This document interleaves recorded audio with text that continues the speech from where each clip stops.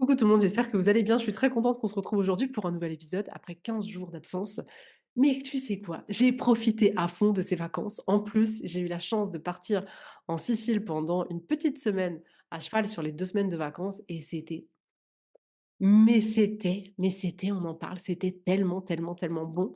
En plus, si tu suis ce podcast depuis le début, tu le sais probablement, mais je suis d'origine italienne et particulièrement d'origine sicilienne. C'est-à-dire que toute la famille du côté de ma maman, est née en Sicile et c'est la première fois de ma vie que j'allais en Sicile et bah, tu sais quoi? Ça m'a fait quelque chose.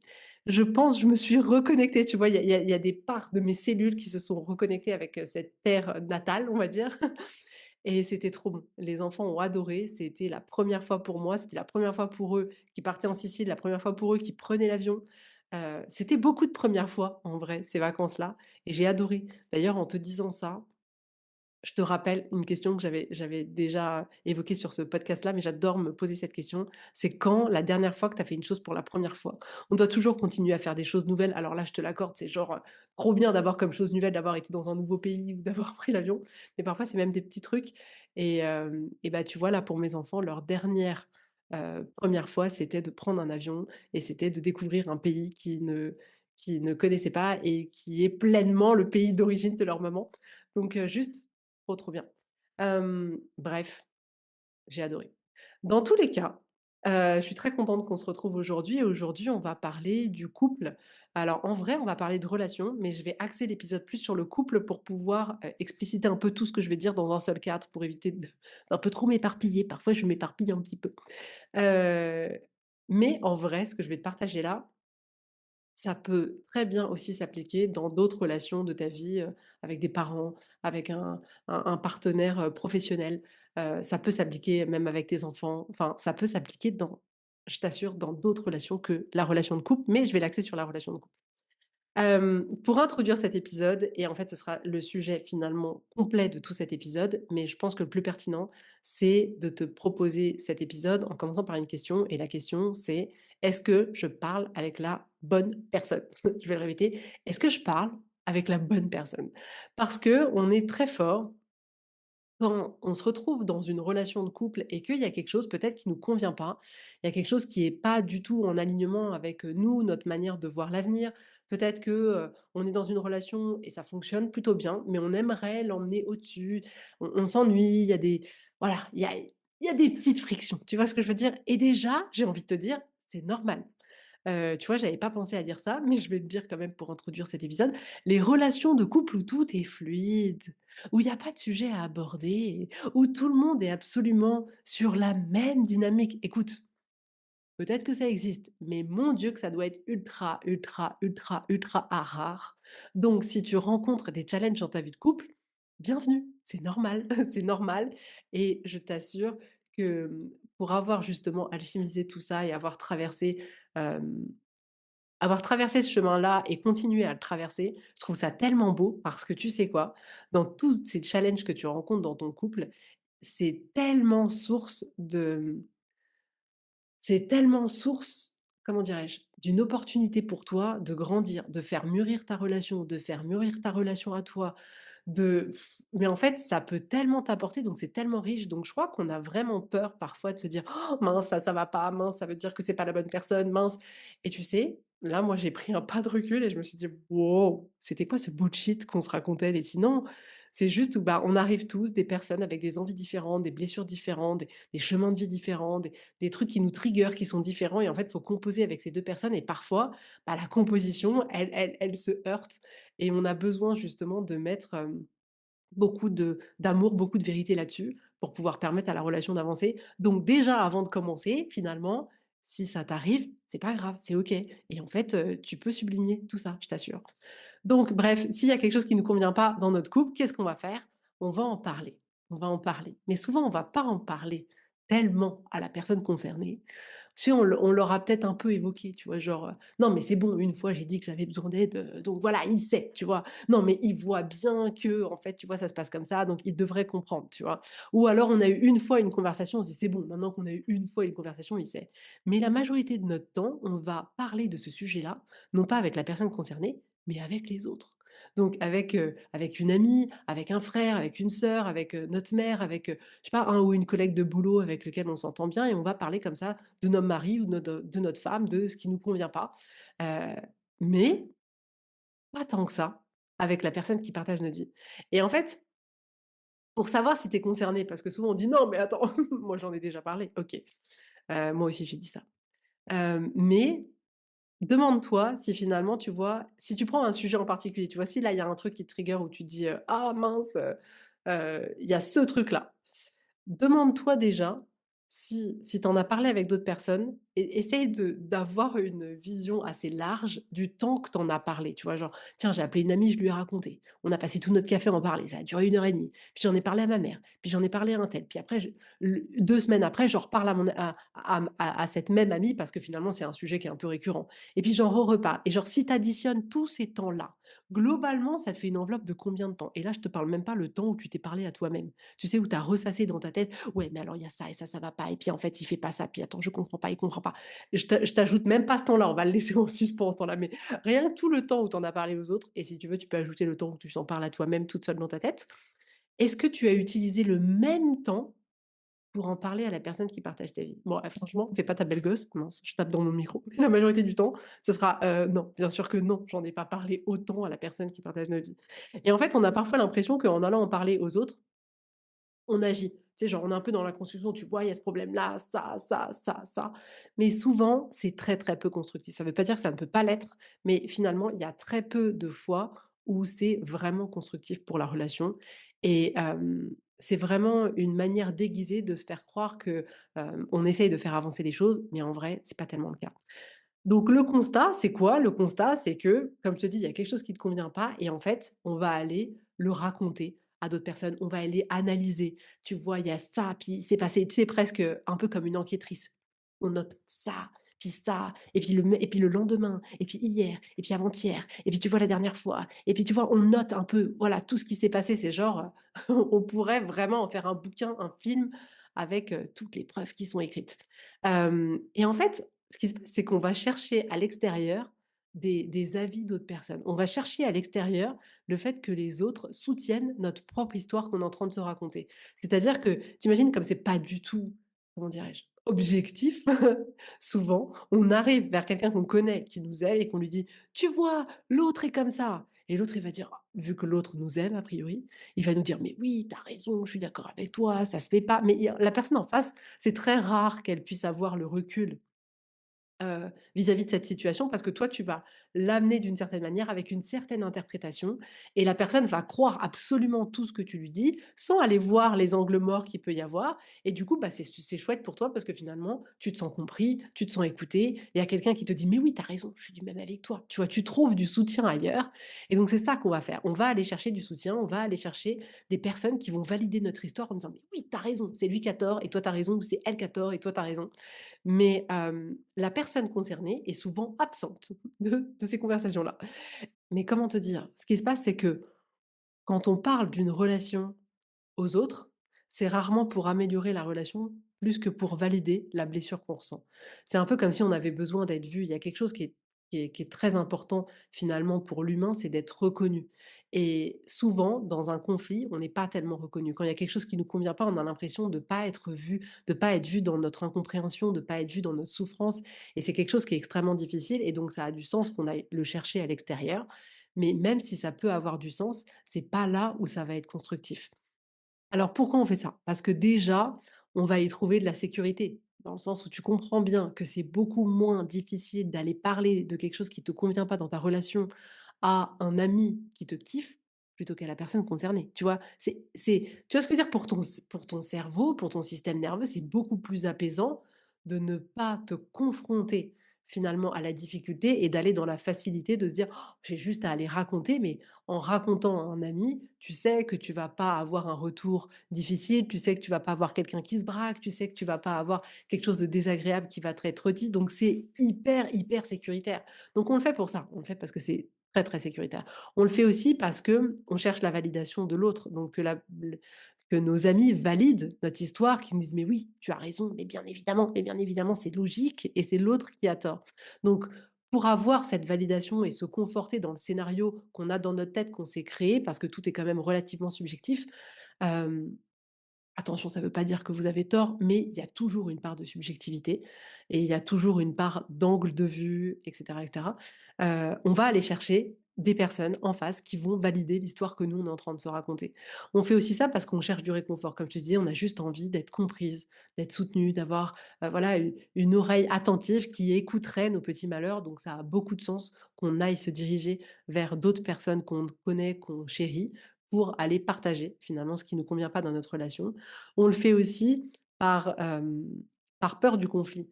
En fait, on ne se rend pas compte qu'on a souvent peur de la manière dont l'autre va réagir. En fait, est-ce que je vais le blesser? Est-ce qu'il va s'énerver? Est-ce que ça va donner lieu à une crise? Est-ce qu'il va y avoir des conséquences? Est-ce qu'il peut-être si je lui dis ça, il va en avoir marre et qu'il va me quitter? Et donc en fait, on a tellement peur de la réaction de l'autre qu'on rentre pas beaucoup dans ces conversations-là. En fait, on le fait de manière assez détournée, ça ne veut pas dire qu'on n'évoque pas le sujet, mais le sujet est jamais vraiment genre: «Viens, on s'assoit et on pose sur la table tout là». Parce qu'on a peur de ça, on a peur du conflit. Il y a aussi le fait que, on a peur d'être, rejeté dans ce qu'on va dire ou ressentir. C'est-à-dire qu'on se retrouve face à quelqu'un qui nous dise: «Mais ce que tu dis, c'est faux, ce que tu dis, c'est pas vrai, ça a pas de sens» et en fait, on a tellement peur de ce rejet-là qu'on nie ce qu'on ressent et nos émotions que, bah, c'est bien plus facile d'aller voir les personnes qui vont pas rejeter nos émotions, à savoir nos amis, nos proches, nos parents, nos sœurs et cetera, que d'aller voir la personne concernée. Hem, Parfois aussi, on a peur de mal faire. On a peur de mal dire les choses, c'est-à-dire qu'on a peur de blesser l'autre. Genre: «Mais attends, si j'arrive et je lui dis ça, c'est horrible en fait ce que je vais lui dire, ça va être trop difficile pour lui» et on n'a pas, d'une certaine manière, forcément envie de blesser l'autre. Du coup, bah, on s'abstient de le faire. Il y a aussi quelque chose qu'on voit pas, souvent, c'est la peur de la vérité. Alors ça paraît bizarre dit comme ça, mais je t'assure que c'est vrai. C'est-à-dire que on a peur, en allant se confronter à la personne qui partage notre vie, de recevoir inconsciemment en retour, bah, nos angles morts à nous. Ce que peut-être nous, on ne fait pas correctement. Peut-être ce que l'autre aimerait, de différent. Peut-être que l'autre a un besoin qu'on n'assouvit pas et parfois c'est plus facile du coup d'aller en parler à des amis et de pas recevoir à son tour, en fait, le point de vue de la personne qui partage sa vie en disant: «Bah, voilà, moi ça me convient pas», mais en disant ça, on prend aussi le risque que l'autre nous dise: «Bah, oui, mais tu vois, ça, chez toi aussi, ça ne me convient pas» et en fait, c'est hyper flippant, c'est hyper déstabilisant parce qu'il faut avoir la capacité de se remettre en question, de mettre un peu sa susceptibilité de côté, de faire preuve d'intelligence émotionnelle, d'écouter l'autre sans se braquer, genre juste: «Attends, c'est de l'information qu'il me donne, à moi de voir justement comment je prends tout ça». Mais on a peur de cette vérité-là, faut pas se mentir, on a peur de cette vérité-là, donc c'est bien plus facile d'aller en parler à l'extérieur qu'à la personne qui est concernée.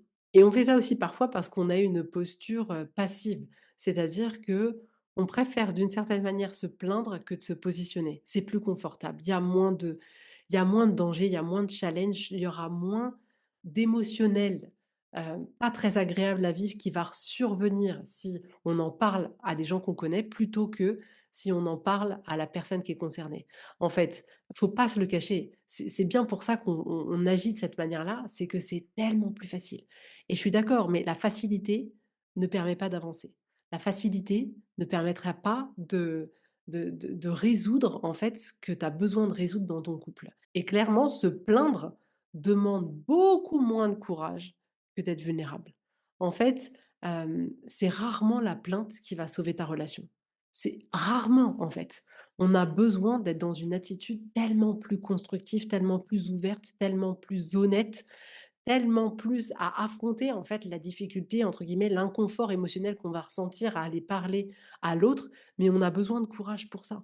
En fait, c'est le courage qui va nous permettre de transformer la relation et jamais la plainte ou la fuite en allant voir d'autres personnes, mais vraiment à aller se confronter à ce qui est, problématique ou dérangeant pour nous.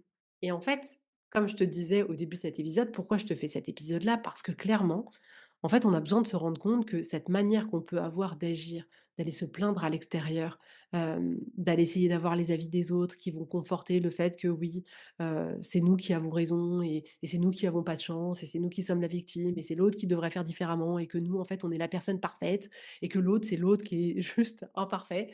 on a besoin en fait de se rendre compte que on crée tellement de ressentiments.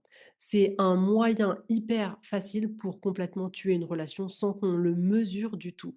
C'est-à-dire qu'on va passer, tellement de temps à raconter ce qui ne convient pas.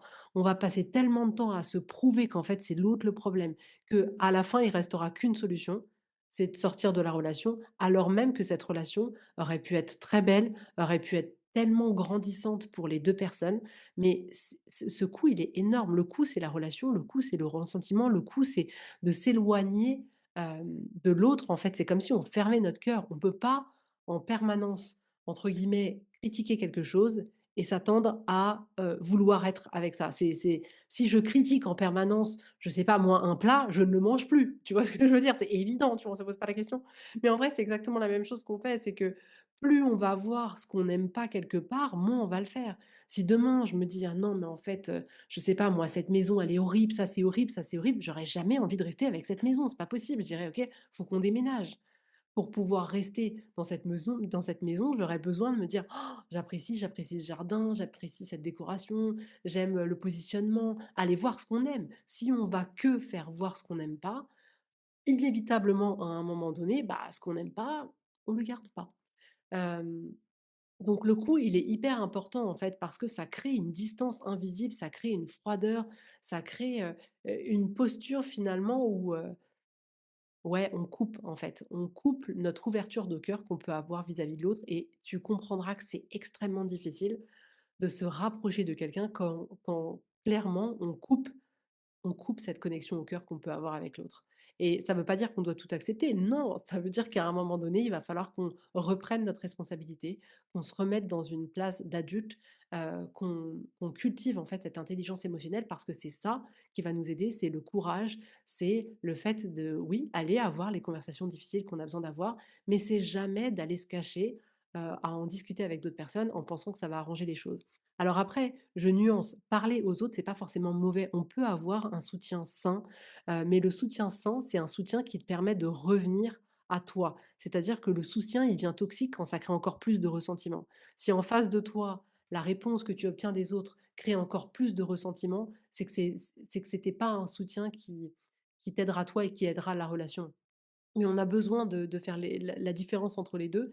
Et si finalement, quand tu échanges avec d'autres personnes, ça te permet de prendre du recul, alors c'est intéressant. Mais en fait, il doit y avoir une notion de constructive derrière le fait d'aller échanger avec quelqu'un. Si c'est juste échanger pour que la personne, elle valide ton histoire, ça va rien apporter du tout. Si c'est juste partager pour que la personne, elle critique avec toi, ça va pas apporter du tout. Donc parler aux autres n'est pas forcément, quelque chose qui n'est pas à faire. Au contraire, en fait, parfois on a besoin juste d'aller se déposer, juste, ouais, d'être écouté par quelqu'un, mais on a quand même, besoin d'avoir la lucidité de voir est-ce que ça nous est utile ou pas? Est-ce que ça nous laisse dans la situation ou est-ce que ça nous permet d'avancer et de grandir? Et en fait, c'est là, je pense que tu percevras est-ce que c'est utile pour toi ou pas? Mais ce que je voulais du coup te proposer aujourd'hui, c'est de reprendre cette responsabilité, de remettre la parole au bon endroit et vraiment de te poser la question: «Est-ce que je parle à la bonne personne?» En fait, on a besoin de c'est aussi simple que ça, en fait. On a besoin de se rendre compte et de se dire qu'on a besoin d'aller parler à la personne qui est concernée. La seule quand on a un problème de couple, la seule personne à qui on devrait parler, c'est la personne qui partage notre vie. Tu vois ce que je veux dire? Et là, tu vois, j'en viens aux autres exemples. Mais si demain, tu vois, il y a vraiment une problématique, un sujet avec un de tes parents, la meilleure personne à qui en parler, c'est ce parent-là. C'est pas, de parler avec, toutes tes amies qui vont dire: «Ah ouais, moi aussi ma mère elle est chiante, ah ouais, moi aussi». Non, non, genre va parler avec ta maman, quoi. Et juste ça, c'est si simple, c'est si évident et c'est pourtant l'une des dernières choses qu'on fait. C'est-à-dire qu'en plus, le pire, c'est qu'on pense le faire parce que on va avoir une fois de temps en temps évoqué le sujet. Mais là, non, moi, je te parle vraiment d'aller parler aux bonnes personnes, d'aller parler aux personnes qui sont concernées, c'est-à-dire la personne qui appartient à la relation dont tu es en train de parler et d'y aller, mais pas en mode explosion, de pas y aller en mode je vais piquer, de pas y aller en mode je vais te prouver que toi tu as tort et que moi j'ai raison, de pas y aller, tu vois ce que je veux dire? Avec une intention de procès. Non! Non, non, non! Ça va nous demander l'intelligence émotionnelle d'y aller pour échanger, pour aller voir le point de vue de l'autre, pour aller exprimer ce qui se passe à l'intérieur de nous, mais vraiment avec le cœur ouvert, tu as besoin d'y aller avec le cœur ouvert. À partir du moment où tu vas y aller avec le cœur fermé en mode procès, qu'est-ce que tu fais? C'est tout simplement comme si tu arrivais en face de l'autre avec des flèches et un flingue et tu disais: «OK, maintenant on parle». Bien évidemment que l'autre en face se braque, c'est évident, tu vois? Même moi, je me braquerais, bien évidemment. Surtout moi, avec mon tempérament de sicilienne. Non, mais tu vois ce que je veux dire? En fait, on a besoin de réouvrir notre cœur, de se rappeler que les relations en général dont on est en train de parler, c'est des relations qui tiennent, auxquelles on tient, c'est des relations qu'on a envie de voir évoluer, c'est des relations, qu'on n'a peut-être pas envie de quitter. Donc on a besoin d'aller faire l'effort de changer de posture. De changer de posture et d'y aller, d'une place, ouais, d'une place d'adulte, d'une place d'ouverture, d'une place, d'écoute, hem, pour pouvoir en fait, si tu veux, obtenir ce qu'il y a de plus riche et de plus intéressant dans la relation et dans le potentiel de chaque relation de nous élever les uns les autres. Chaque relation pour moi, elle ne fait que montrer toutes les parts à l'intérieur de nous qui ont encore besoin d'être alchimisées, qui ont encore besoin d'être guéries. C'est-à-dire que je me rends compte comme finalement mon mari n'a que été le reflet de toutes ces parts-là, en fait, de toutes ces parts que j'avais pas envie de voir, et c'est tellement facile, en fait, et c'est pour ça qu'en fait, je bafouille un peu, mais c'est pour ça qu'en fait, pour moi, cet épisode, il est tellement important parce qu'en fait, en ayant traversé ce chemin, je me rends compte à quel point j'ai pu tenir des discours, j'ai pu avoir certains avis dans des relations, que ce soit la relation avec mes parents, avec mon mari, où vraiment j'étais là, mais c'est moi qui ai raison, bien évidemment que c'est moi qui pâtis de ça. Et en fait, avec le recul, je me dis, mais j'étais complètement à l'ouest. Ça veut pas du tout dire que ce que j'ai vécu n'a pas été vrai, ça veut pas dire qu'il y avait pas des choses qui me convenaient pas, ça veut pas dire que effectivement, il y avait besoin de choses à rééquilibrer, mais ça voulait dire que je voyais pas non plus tout ce que l'autre faisait, je voyais pas non plus ce que moi je faisais pas. Ce sera l'objet d'un autre épisode, mais hem, si j'avais pris des décisions, à la hâte dans ces moments-là, en pensant que vraiment, il y avait que l'autre qui avait tort, que vraiment moi j'étais la personne, qui souffrait de tout ça et que, tout le monde validait qu'effectivement, c'était impensable, alors j'aurais pris des décisions que je regretterais encore aujourd'hui. Tu vois? Enfin, c'est mon point de vue a complètement changé. Pourquoi? Parce que ça m'a permis de voir tous les angles morts, de voir tout ce que je voulais pas voir. Mais pour ça, on a besoin, pour se proposer de faire avancer les choses, d'aller parler à la personne qui est concernée dans la relation. Si tu as un problème dans une relation avec ta sœur, va parler avec ta sœur. Si tu as un problème dans une relation avec ton mari ou avec ta femme, va parler à ta femme, va parler avec ton mari, en ouvrant le cœur, en étant ouvert à l'échange. C'est-à-dire, c'est pas je vais parler dans l'intention que toi tu changes tout et que du coup, moi, d'une certaine manière, je valide, c'est bon, ça c'est bon, ça il a fait, OK, c'était bien lui qui avait tort, maintenant j'ai tout ce que je veux. Non, parce que demain ce sera autre chose. La personne, elle va changer quelque chose et après tu vas dire: «Ah non, mais il y a aussi ça. Ah non, mais il y a aussi ça». C'est-à-dire que le sujet des relations est bien plus complexe que ce qui peut n'y paraître et moi je trouve ça, tellement riche et j'aime voir en accompagnement comment parfois on peut, mais bifurquer complètement en se rendant compte de: «Wow, wow, wow, wow». Waouh! Parce que nous les femmes, on est très fortes à analyser. Mais quand il s'agit de se positionner, c'est différent et c'est là où il y a plein, plein, plein de belles choses à faire parce que, hem, les relations peuvent nous apporter tellement. Arrêtons de les utiliser pour nous détruire, pour, être en permanence dans notre tête. Non, utilisons les relations pour qu'elles nous apprennent, pour qu'elles nous permettent de grandir, pour qu'elles nous permettent de passer des niveaux comme si on était dans un jeu vidéo, tu vois? Genre: «Oh avant j'osais pas dire, oh maintenant j'ose dire, oh maintenant j'ose machin, oh maintenant j'ose machin».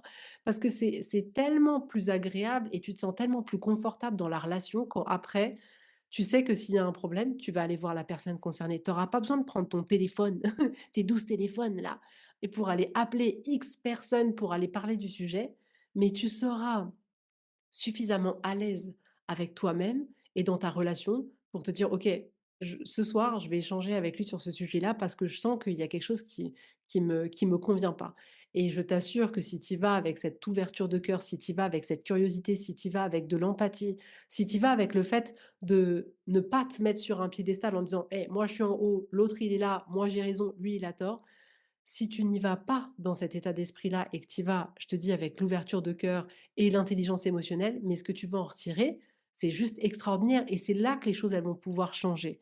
C'est là où il y a beaucoup de couples qui finalement, hem, finissent par s'user, au point de se séparer, c'est que une guerre de qui va gagner. Donc on parle en étant dans l'attaque, en étant dans le procès, en étant de: «Moi, je vais te prouver que tu as tort», mais l'autre, vu que ça lui convient pas, il va nous prouver qu'on a tort et à ce petit jeu-là, tout le monde est perdant. Donc n'oublie pas, c'est uniquement le message et mon intention, et ma proposition pour cet épisode aujourd'hui, c'est que quand il se passe quelque chose dans une relation, parles-en avec la personne qui est concernée et s'il te plaît, mets-toi sur un pied d'égalité avec l'autre. C'est pas genre on est supérieur à l'autre, l'autre a rien compris et puis nous on a tout compris, non. Juste mets-toi sur un pied d'égalité parce que quand on est sur 2 pieds séparés, que tu te mets en haut, l'autre est en bas, on ne peut jamais se rencontrer. On a besoin à un moment donné de récupérer de l'humilité par rapport au fait que, bah, nous aussi on est imparfaits et que nous aussi, il y a des choses qu'on ne doit pas bien faire et que peut-être nous aussi, on n'assouvit pas tous les besoins de l'autre personne. Et ça ne veut pas dire que l'autre doit assouvir tous nos besoins, dans les deux sens d'ailleurs. Je pense qu'on fait aussi souvent reposer sur le couple beaucoup, beaucoup trop de choses, comme s'il y avait que le couple qui pouvait nous nourrir, nous épanouir. Non, bref, on met un peu trop de choses là-dessus. Mais te mettre sur un pied d'égalité et aller dans ces conversations-là en t'adressant directement à la personne qui est concernée.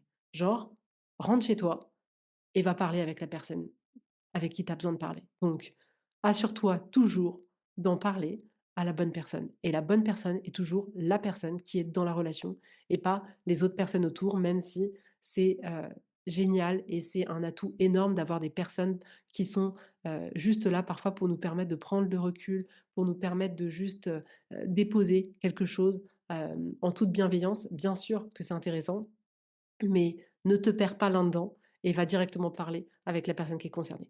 Voilà ce que je voulais partager avec toi aujourd'hui et je t'assure, c'est un game changer. En fait, c'est tellement difficile, je ne sais pas s'il aura été très clair cet épisode, je me rends compte, mais bon. Hem, je te dis pour avoir été dans cette situation-là, moi je pense qu'avec Guillaume, on est tous les 2 ascendant Balance. Les Balances aiment l'harmonie, ils n'aiment pas le conflit. Moi je pense que j'ai été la pro pour ne rien dire, avoir tout à l'intérieur de moi et être là comment te dire que ça ne marche pas du tout? Ça ne marche pas du tout.